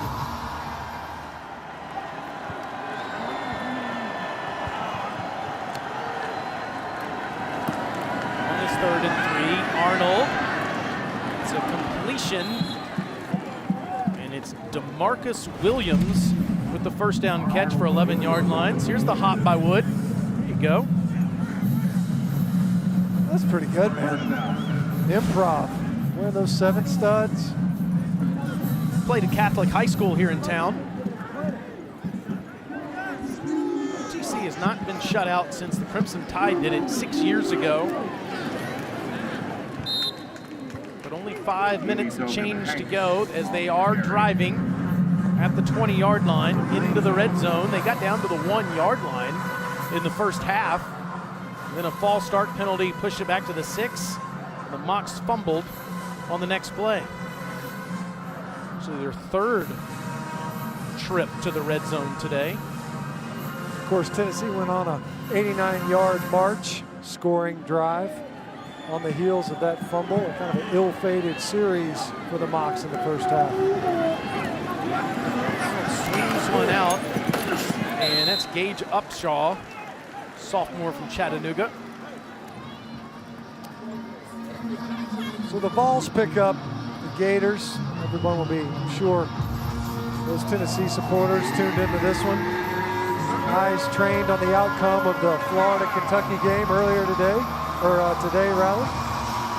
Taking on a Kentucky team with a backup quarterback. They'll be without C.J. Henderson, Kadarius Toney banged up. What does Florida bring to the table? Didn't play great versus Miami, looked better last week. How are they going to look this week versus a rebuilt Kentucky secondary? 7, Wood is inside the 15. He's down to the 12, and it'll be close to a first down. In fact, it is. UT in Florida next week, playing every season since 1990. It was the game. Yes, it was. At least in this conference, if not the country, in the 90s. And Tennessee, has more talent, Stinch, than they had last year, and they beat Kentucky and Auburn. So, you know, Tennessee plays their best. Don't be shocked if they go down there to Gainesville and come out with a win. Everywhere but defensive line. Everywhere, I think, if you look at this roster, they've got a chance to be better than they were a season ago. That ball looked like it leaked out there late. Mocs maintained possession, but you're right. For the first time since '96 where they returned the top passer, rusher, and receiver. Top 8 receivers back. Offensive front should be better, albeit challenged because of Trey Hill's scenario. Defensively, they've built each week on their previous week's performance. They can't afford to line up incorrectly. They have to play aggressively next week versus the Gators. Ford is the back. Arnold will throw to the end zone. One-handed catch is made by Henderson. Now flag does come in. Is this going to be Henderson for pushing off? Pass interference, offense number 12. 15-yard penalty from the previous spot. Complete second down.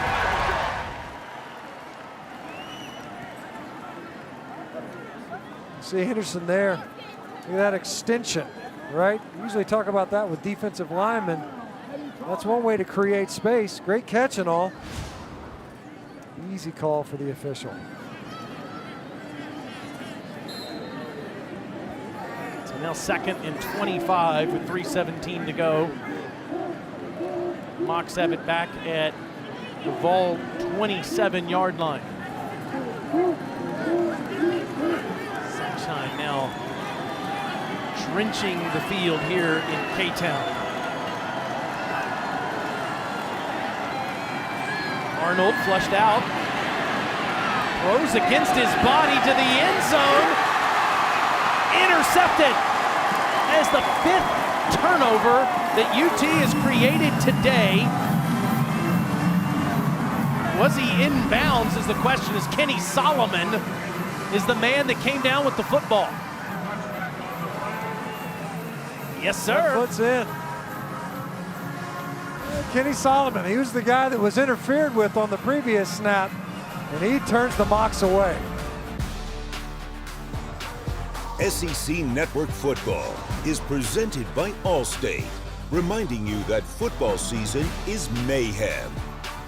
I was watching this happen yesterday. Checkerboard started with Doug Dickey in 1964, 120 squares in each end zone, 60 white, 60 orange, approximately 40 gallons of paint to do both end zones. Let's hear some more on this.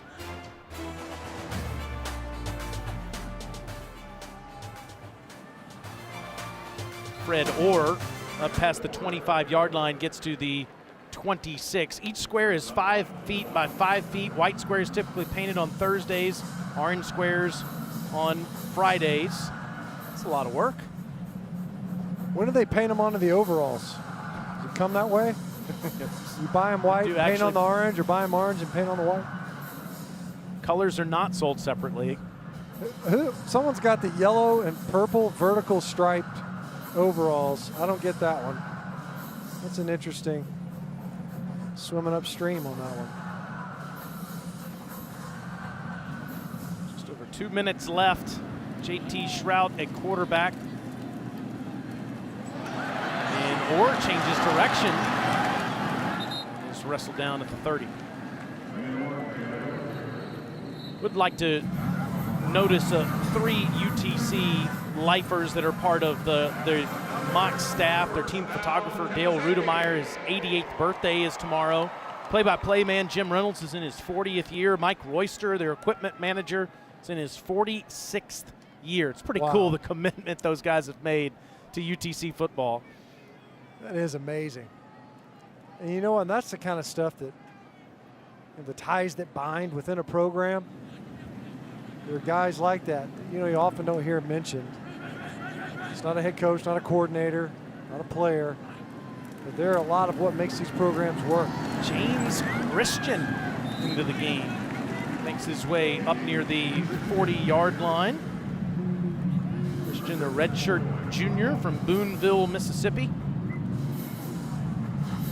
Of course, the next time Vols fans will see their team play here in Neyland Stadium, they'll be taking on the Georgia Bulldogs is after a bye week. Have the opportunity to rest up a little bit, get some of this youth, some extra reps. To kind of hone the edge. This, of course, will be on the heels of that Florida contest, where they're going into the teeth of their SEC East Division schedule. First 2 games out of the trap. Well, this game quells the pain of the first couple of weeks, no doubt about that, but you got to keep it going in order for everyone here in Knoxville to be happy. Tonight at 10:30 Eastern, it's SEC Now, presented by Academy Sports and Outdoors. That's after number 4 LSU and Northwestern State, recapping all the games, highlights, analysis, interviews, and more. No one covers the SEC like we do. You can see it streaming live on the ESPN app. So Dari, CD, and Chiz will talk about Alabama, South Carolina, Florida, Kentucky, and all of the SEC Network games. It's the only SEC Network game we had at noon today, but we have 4 more to come on SEC Network and on the alternate channel. First one of the day is a shutout for Jeremy Pruitt and the Tennessee Vols, beating the Mocs 45-0. It was a well-rounded victory, to say the least. When you think about special teams, big contributions, especially early in the first quarter, and really set the stage for what proved to be a big victory, of course, for the Vols. Jeremy Pruitt's with Alyssa. Coach, 5 turnovers for your defense today. What kind of push did they give you down the stretch? Well, it's the difference in the game. We got 5 turnovers. We didn't turn the ball over on offense, and we created some plays in special teams. You saw all 3 of your quarterbacks get some action today. What did you learn about that quarterback's room? Well, they've all, if they're consistent and do what they're supposed to do and take care of the football, they all have a chance to be really good players, and that's what they've got to do. You guys get over the hump, get your first win of the season here as we get ready to open up conference play. What kind of momentum push does that give you as you open that up next week? Well, it's good for us to get a chance to be on the good side of one of these games. So we got a big week next week, and it starts tomorrow. Thank you, Coach. That big week is against the Florida Gators next Saturday in the Swamp. Jarrett Garantano setting a career high with touchdowns today.